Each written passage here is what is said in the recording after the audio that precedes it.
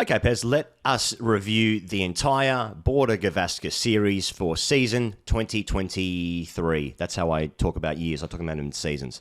Right the way through the Australia-India series, and in many ways the India-Australia series, indeed, it's called the Border-Gavaskar Trophy. TGC has been powered by CRED, of which Pez and I use the scan and pay function in the CRED app, as you might have seen in the last vlog that we released. And thank you always to CRED for getting behind TGC during the BGT. India win the series 2-1. Obviously, the draw there in the fourth test in Ahmedabad, but they won fair and square in Delhi. They won fair and square in where was the first game? Nagpur, and then obviously then Australia got a result in Indore. But it's very difficult to really escape any part of the conversation with this entire series, and unfortunately, this is going to upset a lot of people. But you know, that's just the way the internet works. Is it's over the course of the series, mate.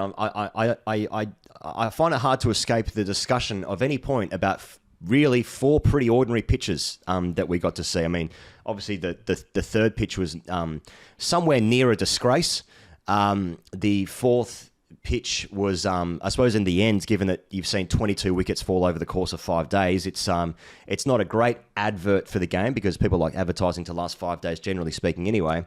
And there's obviously the counterpoints of like, yeah, well, what about one time your pitch did this, or what about that South Africa game, or what about when the ball swings too much, or the ball bounces too much, or I understand all these things, but over the course of the series, I personally feel just a little hint of being like underwhelmed by the quality of the cricket that we've seen, because so much of the conversation is around the pitch just nullifies so many of the skills of these guys. And so I don't see the best of Rohit Sharma. I don't see the best of Virat Kohli, Steve Smith.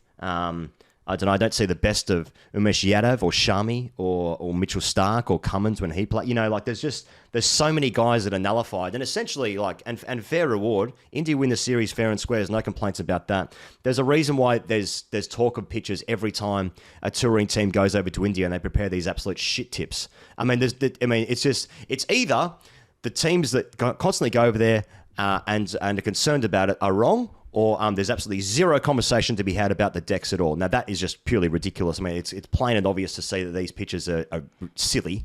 They're silly, and they nullify the skills of so many guys. So whilst it has been an interesting series, and there's been highs and lows for both sides, there's also been a political rally on day one of the fourth test. That was something interesting.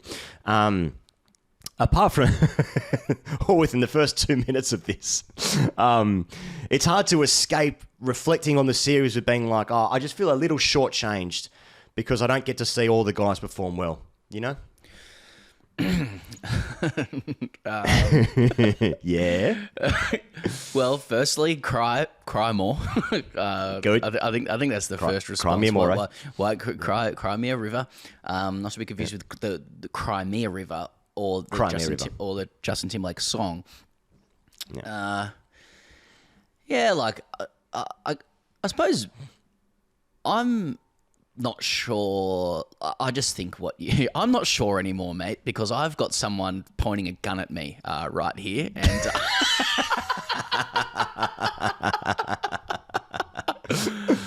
I don't. Yeah, it's funny, you know. Look, I agree with you.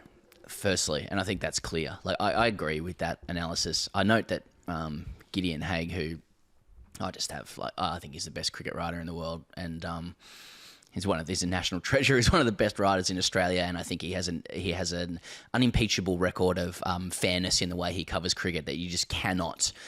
You could never accuse Gideon Haigh of being biased towards Australia in any of his writing, because it speaks to his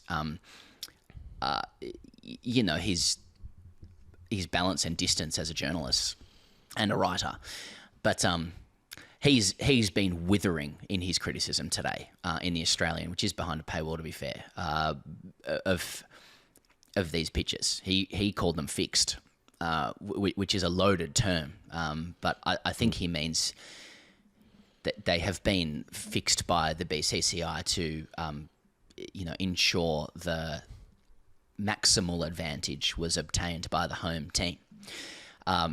The reason why I'm unsure about talking about it is I'm not sure I would start with pitches when it comes to the entire series, although it is such a massive part of it. I think I think in time, with distance, we'll probably go, well, that's what you get here. That's what you get in India. That's the sporting challenge of playing in India in the current context. I do think it was extreme. It was laid on pretty thick to the extreme this time around. I would start by saying, against that backdrop, the series belonged to ASHWIN and JADEJA, who got it done. In the first two tests. They got it done for India. They broke the back of the Australians before the Australians could rally, which they did. You know, ahead of this tour, I think both you and I, and not to be confused with you am I, were concerned about a 4-0 drubbing with all of these things factored in. And not just a 4-0 drubbing, but 4-0 fuck-off drubbing. Yeah.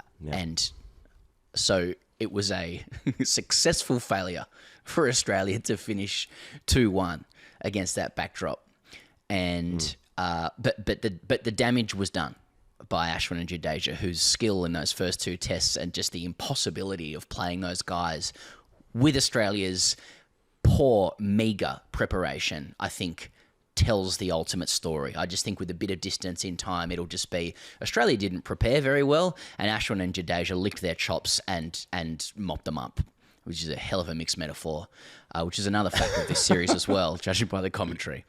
They licked their chops and mopped them up. And I reflect on the series with a sense of regret that due to the economics and macro factors in cricket, that the Australian men's team didn't approach the series with the kind of meticulousness that any win would require. You know, to win in those circumstances, knowing full well that those kind of wickets would be produced. We knew that ahead of time. They didn't give themselves a chance, I think. And I think it actually sells the skill of the Australian men's team short, because I think what they did with what they had was excellent.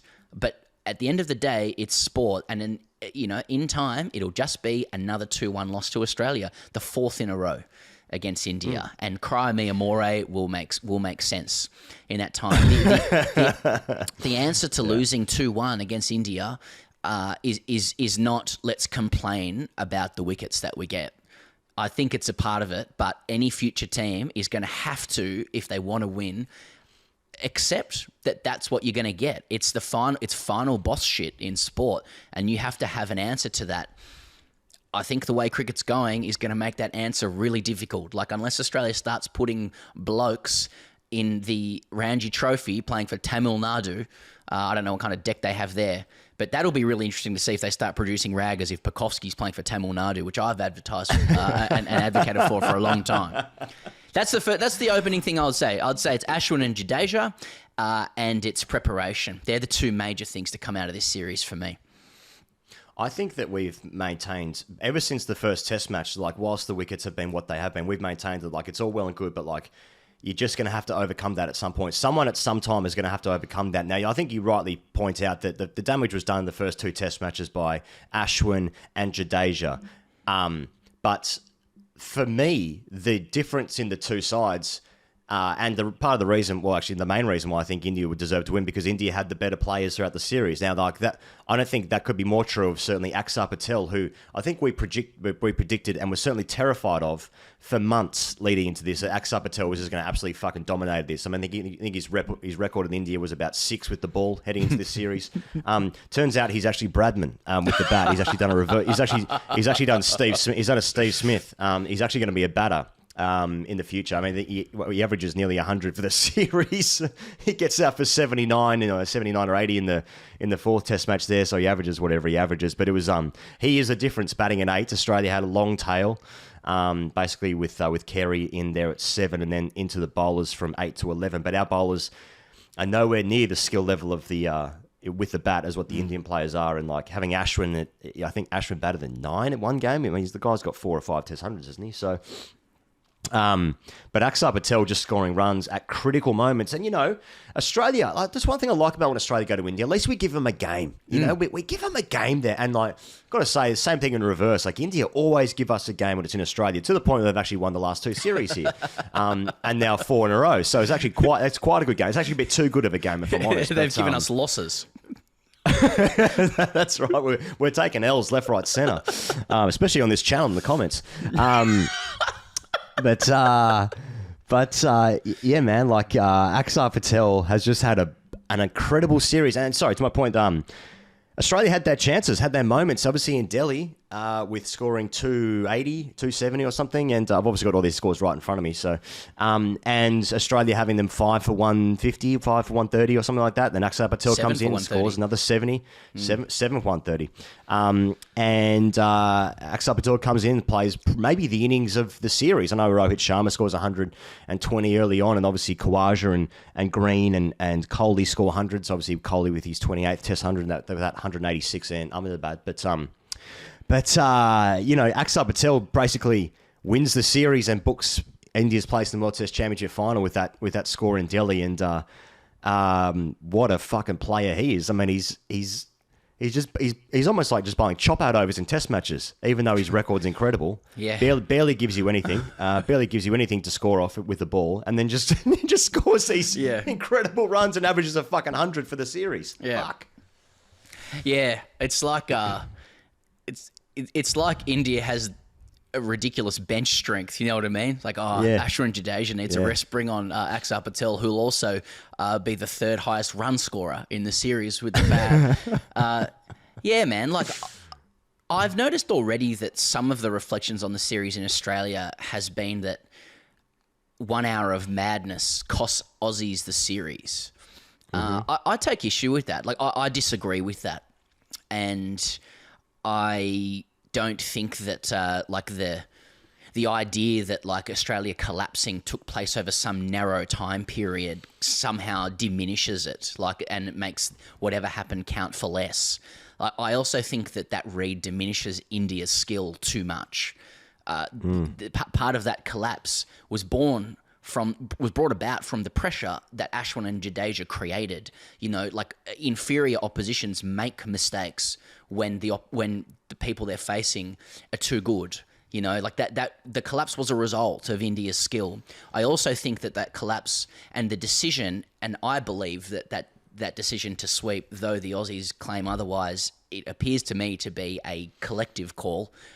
They've run away from that a lot. It just doesn't make sense to me that all of a sudden 7 or 8 of them start brooming when they never did. And the explanation is that we coincidentally went away from our methods to do this one particular thing that continued to fail. It just doesn't make sense to me and bears more exploration, I think. But I'll just sit on YouTube instead. Nevertheless, I just think that the fact that the Aussies chose to broom during that time, thus bringing on the Ian Healy dustbin thing as well. But the fact that they chose to broom during that time, that too was a result of under-preparation. If the Aussies are at a place... so, for example, the way they're acclimatised to the pitches now and Indian cricket now, I think would lead them to choose a different path, had they been presented with the same situation. Does that make sense? So, the fact they chose to broom was because they felt a paucity of options otherwise, given the preparation and adaptation that they had at that time. The only way they felt they could score runs was to broom quickly, to get it done, because as they were saying at the time, which you'll note they've stopped saying now, they had, you had one with your name on it. If you have 10 days in India ahead of a series, you are going to think there is one with your name on it. That's the truth. But if you spend a little bit longer and you prepare for it with the respect that it deserves, facing 2 of the masters of the game, you probably stop thinking there's one with your name on it because, as Ravi Shastri's been saying, you start trusting your defence. So I do think the answer to Australia's failures in the first 2 tests were, 1, brought about by India's skill, but 2, it was a failure of their own making by disrespecting what it takes to actually win there. And that's the regret that comes into it. That's a controllable from Australia's end, but is it if you've got big old IPL contracts and a couple of big bash TV rights deals to secure with blokes hitting tons in Coffs Harbour? Mate, it's very fascinating you say about talk about the preparation, because obviously the next test series for Australia is the Ashes, and you just look at what guys are doing in preparation for that series. I mean, it might go to a bigger question of what's more important. It could be a question about the window that these test matches fall into, or whatever. I'm not really sure, but because I think it's fairly obvious that this test series now is somewhat rivaling the Ashes, if we're definitely in finances in terms, but just in interest, in skill level, in what is soon becoming the pinnacle of the game. I still think the Ashes tilts that just because of the history of it, even though there's now really good and rich history in this series. But I'm just looking like what guys are doing in preparation for the Ashes. Guys are not playing in the IPL in preparation for the England Test summer. There are a number of Australian players who will be in and around the squad. I'm talking about Cameron Bancroft, Marcus Harris, these kind of guys. Guys like them, not them, but guys like them. They're playing for Durham and Gloucestershire. Steve Smith obviously has a run with, I think it's Sussex. Is he got a couple of games? Was it Sussex? And it's another county side. There are guys who have gone over there for years and played English summers there too. But I'm talking specifically for this series coming up. Guys are taking time away from white ball cricket, even though there's a 50-over World Cup later in the year. Guys are playing for the counties before the Ashes, or they're going to be in England trying to score bulk runs to be knocking on the door. So if someone like Dave Warner falls out of favour with the selectors, then they're already over there. I'm thinking about Cam Bancroft and Marcus Harris specifically there to replace Warner. So those guys might not be picked in the squad, for instance, because they're already going to be over there. Because if they're picked in the squads, if they're picked in the test squad, they won't be available to play for the counties. So I think the Australian selectors will pick guys who don't have a county contract and will be taken over there. But then I don't think like the reserve batter will win this. Like if Renshaw is a reserve batter as an example, but Cam Bancroft's just scored 400s for Durham in a week and Warner's out of favour, I think Bancroft is more likely to come in. Anyway, my point being, the guys are going over there and they're preparing themselves for the Ashes, and we don't have that. We're going over to India 10 days before, and we're trying to scarify wickets. We're trying to pick guys that look a bit like ASHWIN in the nets. It's all very cut and paste job, isn't it? It's shortcut city. It's shortcut city. Anyway, yeah, and I think that's the disappointment of it, mate. To be honest, like this series will be in the rearview mirror very quickly. The next one will come up. Obviously, it's the Ashes, which is pretty big, but then it'll be a World Cup. Then it'll be where are we at vis-a-vis TV rights? I mean, mate, I know from a reliable source that there are moves afoot in terms of the exploration, at least of, and this has been reported anyway, but specifically, there are moves afoot in terms of private equity in cricket, and I think the entire economy of the game is ripe for major disruption soon, and all of those things are not a result of a great sporting challenge and test series between Australia and India. It's because of the business of cricket that's available in the white ball game, and through domestic franchise cricket, and players wondering where their central administration sits within all of that, and whether they're getting value for it. And all of those factors, I think, are going to be the conversation in cricket over the next couple of years. The Australia-India Test Series is like this. It's this sporting challenge that somehow sits as in the periphery. Let's do it every 4 or 5 years. It's the hardest thing you can play in cricket, but it doesn't drive the economy of the game in any way. I think it's something to appease the purists, it seems, and to that end, it's it was great to see Kohli score 100 in this last game. Hopefully he's still around the next time Australia comes out to India, but I think he's been holding Test cricket up in India for a long time, and he should be thanked and applauded for that. I don't know where it's going from here, but I really and I think that explains Australia's under preparation as well. It's like, well, what does this mean for the business of cricket? It doesn't mean much, I think. And even our own experience of covering this series has really been met with a lot of responses, at least in commercial terms, around like, we don't really do business around Test cricket. Business is done elsewhere. And I think that explains Australia's lack of preparation. And I think it's a point of sadness, because this is a really good Australian team. They have come out of sandpaper. They have grown. They have matured. So many of those players are at their peak. They will not be back. This was their chance. And I think the lack of preparation and the way cricket's going really does account for the fact that they did not bring to that series what they needed to in order to win. I think as well, mate. We've spoken at length about various things pertaining to this, but obviously the Indian batters have had quite a drop off over the last few years, particularly playing at home. Not sure what the correlation with that is, but there's one guy in particular I think who's had probably the greatest series of his life. And by that, I mean SHUBMAN Gill, who we haven't even spoken about yet, who obviously scored 100 as well. He scored his second Test 100, his first one against Australia after scoring 130, I think, against Bangladesh. And he has just had one of the series of his life. He's avoided two of the tougher wickets early on, and he let KL Rahul take the heat on those. He obviously came in for the indoor Test match, which was just, I don't think anyone could be blamed for anything that happened there.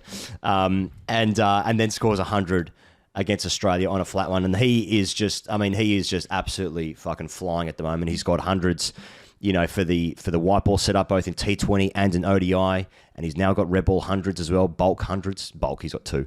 But this is the future. He's a 23-year-old. It's good looking. It's definitely the future. I mean, like it seems very, very hard for someone like a KRL to get back into the side. Certainly opening the batting, it would seem. But I think he's probably had his go. But SHUBMAN Gill is he's played a masterstroke here. He's played a masterstroke. Just come in for the flat one, score 100. Great series. Totally. And, I do wonder whether part of the, let's use Gideon's term, like the fixing of wickets was an acknowledgement from the BCCI that, like, their aging top six, Gill aside, were vulnerable, that they needed to build on that strength of spin and batting depth. And that's because, like, in praise of Indian cricket, like, they really have so many young guys who are so ready to go. It seems really difficult to get into that top six of the Indian side at the moment for reasons I could only speculate on. But Gill's a great example. Like, you bring him in, he got a good deck this time around, but he didn't miss out. Like, he filled his boots straight away, and you could see the class there. Like, he should be a fixture in that side. And there's a couple of other younger guys coming through. Like, I'm looking forward to seeing those younger guys get a gig in the next couple of years, because it's going to be great and novel to see some different shapes from batters and shit like that. But they've got that production line humming now, and I think Gill will be front and center of that. I thought it was interesting that, like, Khawaja and Kohli, who are closer to the end and the beginning of their careers, the statesmen, they scored tons, and then also Gill and Green scored hundreds as well, who are really going to drive that rivalry for the next 10 years probably. So I thought that was, symmetrical, which helps me in my Rubik's Cube challenges. I think KS Barrett had an interesting series as well. I didn't rate the gloves, if I'm honest. The gloves weren't awful, but I just think they were probably a little bit below par. Obviously, the side is missing Rishabh for reasons previously spoken about on the show. But I think his batting was okay. I know he's been the reserve keeper for a little while. Ishan Kishan was there as a backup keeper this time round. That would be interesting if we had a look at that. But I think he's going okay. I think Shreyas Iyer is an interesting one who's had a really good start to his red ball career, and he almost took the game away from Australia in that third Test match in indoor if it wasn't for an excellent Khawaja catch, but which sort of turned the game. Then obviously Pujara got out shortly after that with a great catch from Steve Smith. But you're right, man. There's a few guys been knocking on the door. Now a lot of Indian fans are just like, let's get the next generation through now. It's probably a little bit early for that. I think guys Pujara wasn't that long ago being dropped with Rahane, after going through a bit of a lead run. Kohli, no runs for 4 years, no hundreds for 4 years, and KL Rahul struggling as well. So it's just interesting. But I think Shreyas Iyer's had a decent series. Obviously came in halfway through the series. He missed the first Test match, didn't he? But I think there's something there. The keeper, I know he won't be the keeper forever. The side's definitely missing Rishabh. But I don't know. I just can't. I find it hard to escape. Just like AXAR Patel's a difference, and he's a really good batter. Yeah, I mean, I think I've said this before, but at our live show in Sydney, Shane Watson took a nonce question from somebody who literally wanted his prediction on the series, and he got it right. So this was about a month out from the Border-Gavaskar trophy starting, and he just said, look, I just think they're going to have a little bit more with the bat against our bowlers and a little bit more with the ball against our batters, than we have in reverse. And that's actually how it's panned out, really. It was the difference was a little bit of mastery and exploitation of the decks from JADEJA and ASHWIN against our guys who were still feeling their way in, and it was Rohit's 120 against our bowlers. We just couldn't conjure something like that against theirs early on before the series settled down, and before we found our feet. And and it is I suppose in praise of some of the older heads there, because those guys are more experienced, particularly Rohit. So yeah. I think it's really fair to say, and you've said it many times up top, not that this will be the response in the comments, but India a good value for a 2-1 win in these circumstances ahead of our guys. It just is a little bit frustrating that I felt like we brought a lot of skill and a lot of willingness, but didn't match it with the preparation that it deserved, because you could see our guys improve as the series went on. I just wish that they'd expedited that improvement to the first or the second test, and I think we may have seen a better chance of winning. Maybe not even doing it. I mean, I still even feel like in this test in Ahmedabad, you could still see that India had some ascendancy in both disciplines on that flat deck. So just goes to show how hard it is to win here, and how difficult the path seems to, with the way cricket is going, to create the kind of team you need to beat India.